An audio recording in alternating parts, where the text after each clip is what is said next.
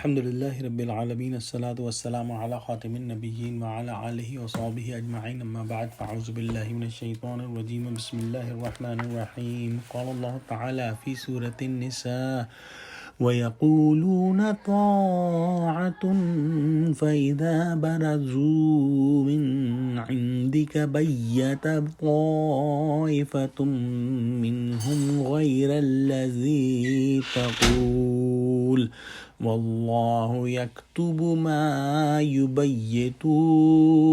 فأعرض عنهم وتوكل على الله وَكَفَى بِاللَّهِ وَكِيلًا۔ ترجمہ: اور یہ لوگ منہ سے تو کہتے ہیں کہ آپ کی فرما برداری دل سے منظور ہے، لیکن جب تمہارے پاس سے چلے جاتے ہیں تو ان میں سے بعض لوگ رات کو تمہاری باتوں کے خلاف مشورے کرتے ہیں، اور جو مشورے یہ کرتے ہیں خدا ان کو لکھ لیتا ہے، تو ان کا کچھ خیال نہ کرو اور خدا پر بھروسہ رکھو، اور خدا ہی کافی کارساز ہے۔ اس آیت میں اللہ سبحانہ وتعالی نے منافقین کی ایک عادت بد کا تذکرہ فرمایا ہے، اور وہ یہ ہے کہ جب آپ صلی اللہ علیہ وسلم کی خدمت عالی میں موجود ہوتے تو منافقین کہتے کہ ہم آپ کے حکم سے کیسے باہر ہو سکتے ہیں، ہمارا کام تو بات ماننا اور فرما برداری کرنا ہے۔ پھر جب آپ کی مجلس سے باہر نکل جاتے ہیں تو ان میں سے ایک جماعت یعنی ان کے رؤسا راتوں کو اس بات کے علاوہ مشورہ کرتے ہیں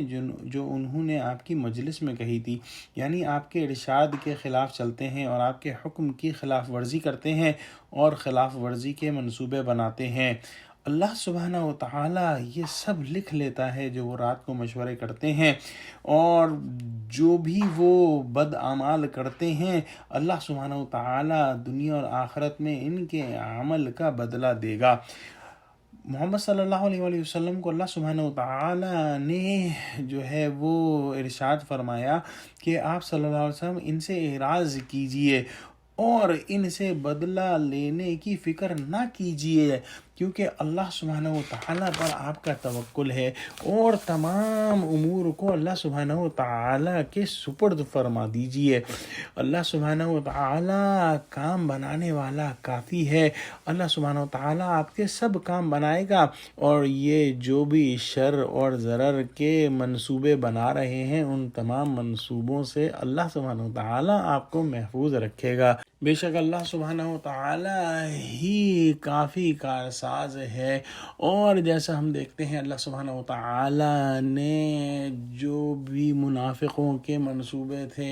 ان کو جو ہے وہ تمام منصوبوں کو ناکام کر دیا، اور فتح محمد صلی اللہ علیہ وسلم اور ان کے صحابہ کی ہوئی۔ دعا کرتے ہیں کہ اللہ سبحانہ وتعالی ہم کو قرآن کا فہم عطا فرما، آمین۔ وآخر دعوانا الحمد للہ رب العالمین، السلام علیکم ورحمۃ اللہ وبرکاتہ۔